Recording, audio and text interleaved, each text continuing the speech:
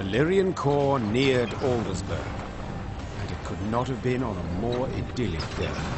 The sun shone, birds sang, trees rustled in a light breeze. But Meave saw it as she had at the war's start. Walls illumined by a fire's glow, the cries of fleeing civilians, the stench of burning flesh. As on that day, Aldersburg was under siege. At this time, Eden's flags fluttered in the field, while Nilfgaard's tattered sons crowned the fort's towers.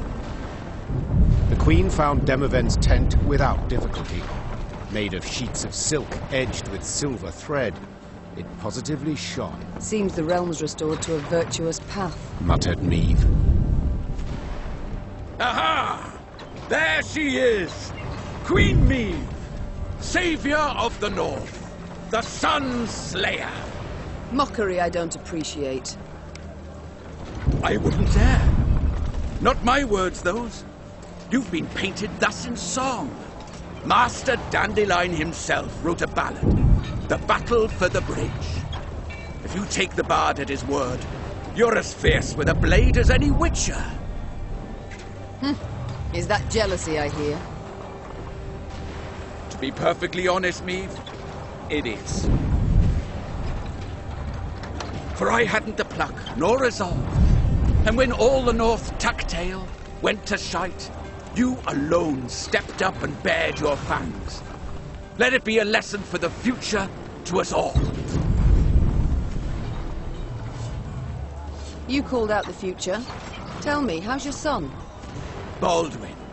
Ah, growing like a weed he is. A spitting image of his old man. Good news all, especially given the mother's profession. She's now Countess Demeretta of Gullet, a lady of the court. Your lawful wife must be thrilled. Hard to say in truth. I've not seen her in some time. Duty keeps me away, you understand. You work hard, I'm certain. Many a night, too. You might say so indeed. But enough about me. As we're chirping away like two gossips in the field, do tell me, what a villain. He perished in the assault on Rivia Castle. Oh my. Fighting for which side? The right one. Demavend, the wound is fresh, the pain immense. I'd rather we not speak of it. A lesson for the future? What do you mean? My dear, this war won't change a bloody thing. Nilfgaard will be Nilfgaard, the North, the North. We'll sign a truce, the Blackclads will turn tail towards home. But the old borders don't satisfy a soul. I'm perfectly satisfied with them, thank you. And I just wish other folk would respect them too. You're one hell of a warrior, but you're no strategist at all. Your perspective, you've got to broaden it. Nilfgaard, we cannot allow it to regain strength and spirit, else we'll face another invasion within a decade or two. Measures are required. Preventive, preemptive, whatever the learned call it. Build an army, a vast one. Wait in ambush. And when they least expect it, break their bloody spine. Just think, if we were to join forces. Enough. I don't wish to hear it. Won't even entertain the thought. I'll help you take Aldersburg, but then I'll go home, where, God's willing, I'll live to a ripe old age. As you wish. We can mount the assault at any time, but... But? My scouts report a small Nilfgaardian force approaching from the south. They've stayed off the roads, moved only under cover of night, escorting someone. Who? I've no notion. Could be a mage. Devilishly unpredictable, that lot. Could wreak havoc in our ranks. Either way, before we rush at the walls, we must make certain they don't reach Aldersburg at all. I shall see to it. Are you sure?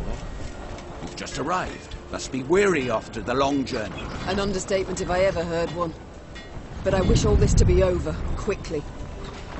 Niamh set out after the Nilfgaardians immediately, a cavalry escort in tow.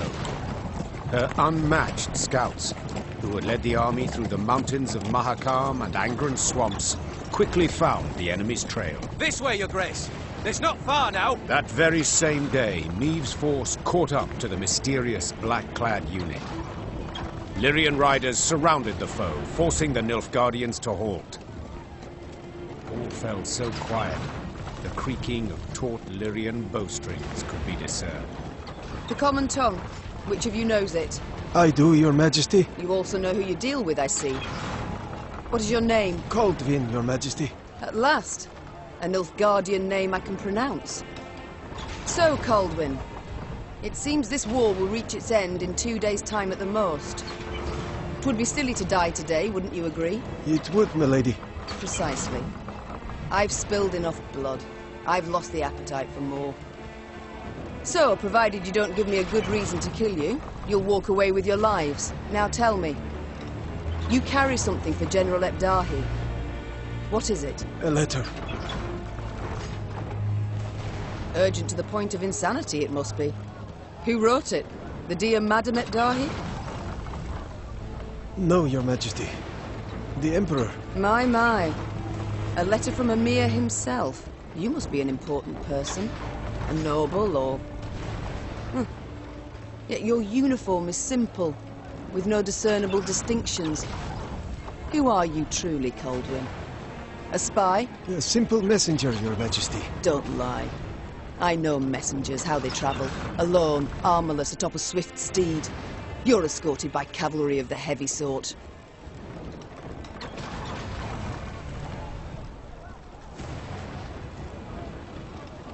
For I often carry orders the recipients don't wish to perform, thus the escort.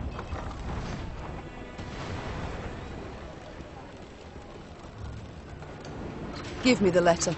I've sworn to deliver it to General Ebdahi, or to die in the quest to do so. Oh, very well. My translator shall read this letter, then return it to you. You shall break no vow, and who knows? You might even survive. And if I refuse? Guess. So be it. I accept your offer. Niamh's translator cracked the seal and read. And as he read, his eyes grew wide as saucers. Then he whispered in the Queen's ear. Truly. And you're certain you're not mistaken. The wonders of this world. Kaldwin, consider this your lucky day. I allow you to complete your mission, with one proviso. And that is? That when you hand him the letter, you will give the General my regards. As Kaldwin and escort set off towards Aldersburg, the Lyrian soldiers looked at their queen with disbelief. To leave a Nilfgaardian to fulfill a secretive task. Niamh failed to stifle a rather mean laugh. They'll understand tomorrow, she thought. General Ebdahi had prefaced Lyria's and Rivia's invasion with a series of arrogant demands. The Nilfgaardian had been impudent, as he had felt sure he'd achieve a quick and decisive victory. Yet several months on, he too received an ultimatum. One signed by Emperor Emir var Emreis himself. The missive was concise and left no room for interpretation. With General Ebdahi dead, the Nilfgaardian army descended into chaos. The kings of the north, united, took advantage and struck at the foe. Their victory was complete. The Nordling forces cheered their commanders and monarchs, but for none so vehemently as the one queen among them. Many dream of achieving the impossible. Niamh had done it. Through wit, determination, and boldness, she had thwarted the Nilfgaardian invasion. The queen would rule for many more years. Stern, yet ever just. Ah! So a lass saved the North from the Blackclads? That is one way to put it. Well, I'll be damned. And a chap. She find herself what in the end? Leave it be. Bloke's been spinning the tale all night. Story's done. Time we got some shut-eye. Yes, particularly as we've yet a long road before us.